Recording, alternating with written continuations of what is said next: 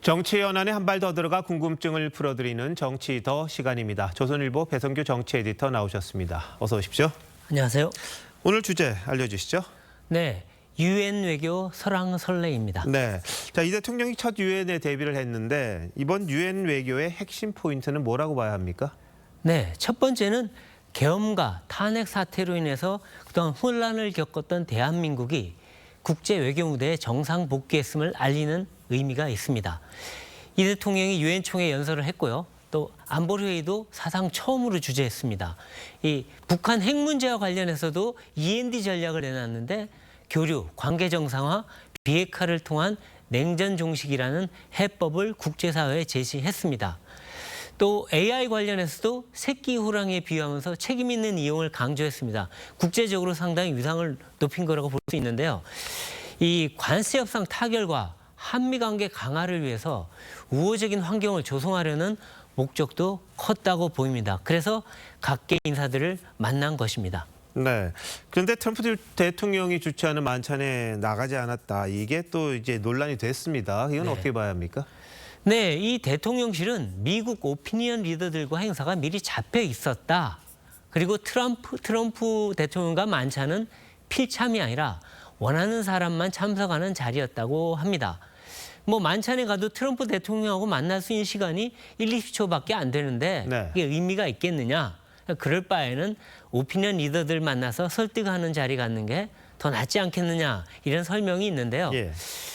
이 또 속내는 좀 다른 게 있습니다. 예. 이 트럼프 대통령이 돌발 발언을 많이 하지 않습니까? 예. 그러니까 만났는데 갑자기 이 관세 협상 왜 안 하느냐, 뭐 달라 이런 얘기할 수도 있다. 네. 그런 거에 대한 우려도 작용했다는 그런 관측도 없지는 않습니다. 예. 그런데 하지만 지금 이 자리에 뭐 아까 리포트에도 나왔지만 일본, 호주 등 145개국 정상 대표들이 있었고 또 일부는 그 트럼프 대통령하고 스몰톡이라고 하죠. 예, 짧게 예. 만나서 인사도 나누면서 그렇죠. 아주 짧게 현안을 얘기할 수도 있는데 그거를 놓쳤다.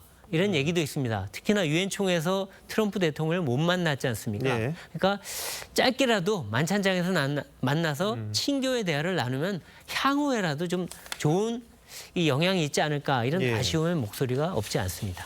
자, 근데 리포트 계속 전해드렸습니다만 관세 협상과 관련해서 대통령이나 총리, 정책실장 뭐 전부 다 문제를 제기했어요. 네. 이게 난기류에 빠지는 것 아니냐, 뭐 결렬되는 것 아니냐 이런 우려가 있습니다.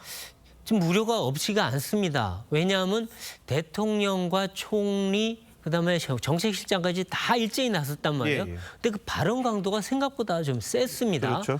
이 베선트 미 재무장관을 대통령이 만나서는 상업적 합리성에 따라 협상해야 한다고 했는데요. 예. 이 말은 트럼프 행정부의 요구가 합리적이지 않다는 얘기인데 그렇죠. 뭐 자기들 뜻대로 투자하고 이익도 다 가져간다. 이게 맞느냐 반대한 겁니다. 물론 할 말입니다. 그리고 김용범 정책실장도 이 당초 미국이 당초 얘기했던 거가 판이한 요구를 했다고 했죠. 이거는 통화스와프도 반드시 해야 되고 이익 분배 방식도 1대9가 아니라 9대1로 해야 된다. 뭐 이런 얘기로도 들립니다. 예. 김민석 총리 얘기도 나왔었죠. 비자 문제. 예.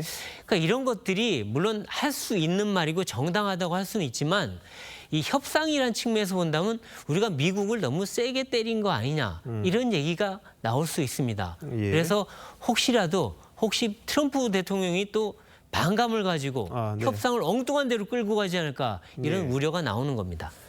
자, 의전 논란도 뭐 여러 제기가 됐습니다. 어떤 게 있었습니까? 네, 일단 이 대통령이 유엔 연설 전에 외신 앞에서 짤막한 성명을 발표했습니다. 이건 예. 관례입니다.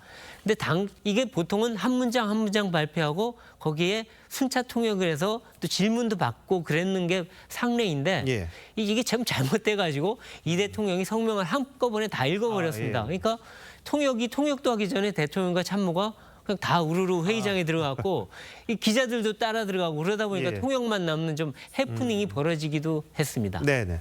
자, 이번 외교 무대, 그러니까 유엔 외교를 통해서 기대했던 성과 다 거뒀다고 볼 수 있습니까? 어떻습니까? 일단 첫 데뷔 무대는 성공적이라고 할 수 있습니다. 그런데 문제는 관세와 북핵입니다. 이 END 전략, 이거 사실은 교착된 북핵 문제 해결에 현실적인 접근이라고 할 수 있긴 한데 예. 이 잘못하면 북핵을 용인하는 결과가 될 수 있습니다. 네. 또 김정은이 지금 우리한테 대해서 상종도 안 하겠다고 하고 또 비핵화 없다고 못을 박았지 않습니까? 이런 상태에서 교류나 비핵화가 가능하겠느냐, 앞뒤가 바뀐 것 아니냐, 이런 지적이 있습니다. 그리고 더 급한 게 역시 관세인데요. 미국 요구가 무리하다고 해서 우리 대통령 총리가 일제히 이걸 부각시키면은 오히려 협상 전략 측면에서 불리해질 수 있다. 또 네. 갈등만 노출될 수 있다. 예. 이런 우려가 나옵니다. 트럼프 대통령 초청 만찬에 145개 나라가 왜 갔을까 한번 생각을 해볼 필요가 있을 것 같아요. 모두들 네. 뭐 당당하고 싶지 않겠습니까?